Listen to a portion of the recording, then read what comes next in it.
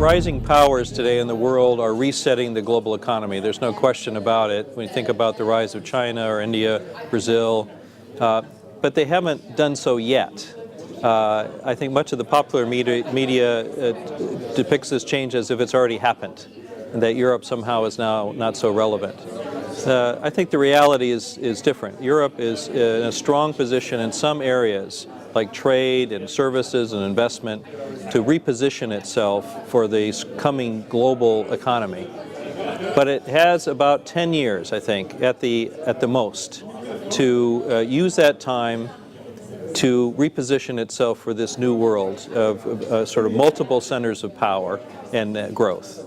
So the Great Reset is not particularly about the changes already taking place in Europe, which still have to be completed, but it's about the change of the status of the global economy, in which Europe has to find a new place. That's right. You know, the developed world, if you will, accounts for about 55% of global GDP.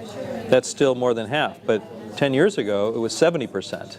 10 years from now it's going to be 40%. So the developing world is going to drive the global economy. So what does that mean for Europe? It means Europe needs to leverage that growth through its markets, through its exports and investments, and tap into that growth. That's one thing it needs to do now.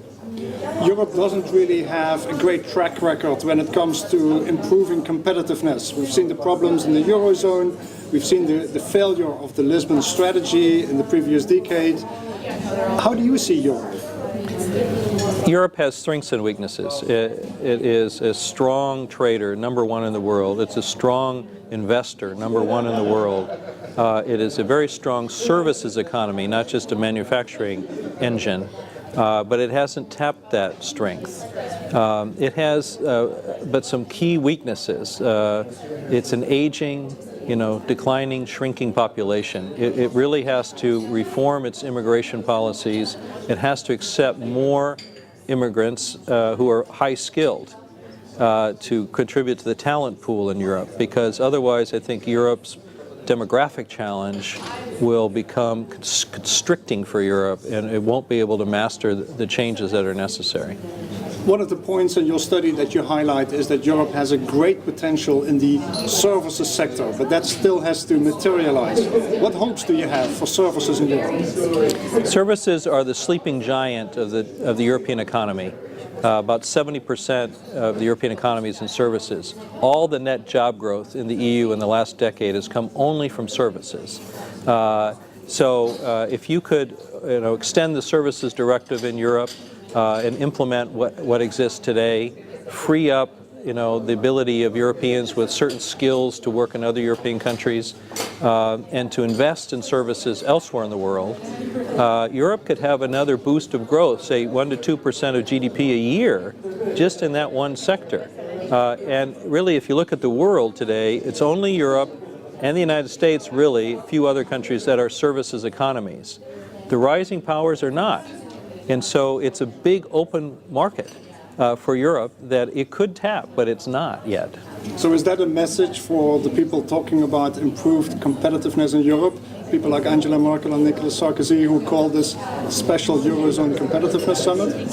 It's one message, I think. One is to awaken the sleeping giant of services. A second is complete the single market. Be serious about creating a true single market, because it's a world now of continents competing with each other. And the single market is potentially a big open continental market. That would be Europe's biggest strength in the coming global economy. It has to do these things, though, and it has to have sort of a pan-European talent strategy that allows high-skilled people to be able to work and prosper, and if they come from abroad, to integrate into European societies. Those are really critical needs if Europe's really going to be competitive. You're talking about skilled labor. You're also talking about the need for additional immigration. Your study highlights one very interesting fact, actually, that a big percentage of the immigration to Europe is in the low-skilled region, but that is completely different in the US. That poses a particular challenge for Europe. It does. Europe is failing in the global competition for talent. It has become a magnet for the unskilled. About 85% of all the unskilled migrants in the world come to Europe. Only 5% come to the United States of legal migrants. But 55% of the high-skilled migrants in the world come to the United States, and only 5% come to Europe. That is not a winning proposition for Europe when its population is aging and shrinking. And it has to have more productivity. It has to come from these, it's a knowledge economy, it has to come from high-skill innovation. It's going to be just essential to Europe.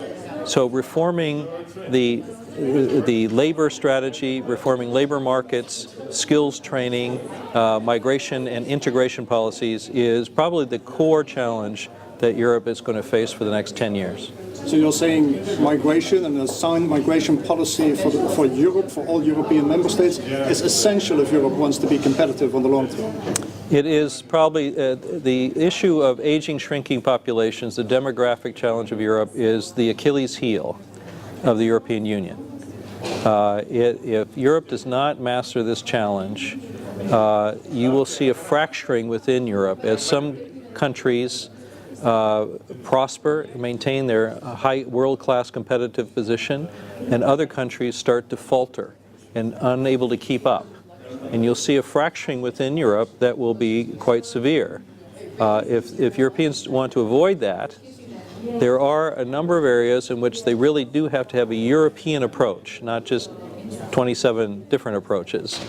Right now, you know, the EU is less than the sum of its parts. 2 + 2 does not equal 4. And the potential of adding the European dimension to many of these policies is that 2 + 2 could equal 5 or more. It's the value added of the European dimension that in many cases just missing.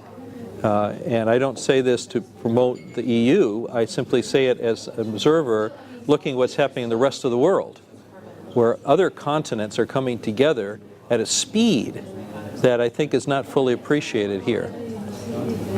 So the economic rationale may be very obvious, but the social possibilities in Europe may be limited. Does that worry you? Europe has to face the fact that it is an immigration continent, not just an immigration country or collection of countries, but a continent of immigration. And that immigration is going to be the key to success for Europe's prosperity in the future. If Europeans want to maintain the welfare state, the social services they enjoy, all of the benefits of European life, they have to welcome more people into that society, and both people who are high-skilled, but also those who are low-skilled to come to have the skills then and the education, the training to make it in this society. You know, upward movement, all sorts of policies that encourage integration will be really essential. That goes against, in some countries, you know, centuries of history. But that's part of the reset. The reset is happening all over the world, and that particular reset is what's happening here in Europe. And Europe has to find its own position in that reset. Dan, thank you very much. I look forward to talking to you again in a few years' time, maybe, to see how things are. Very good. Thank you.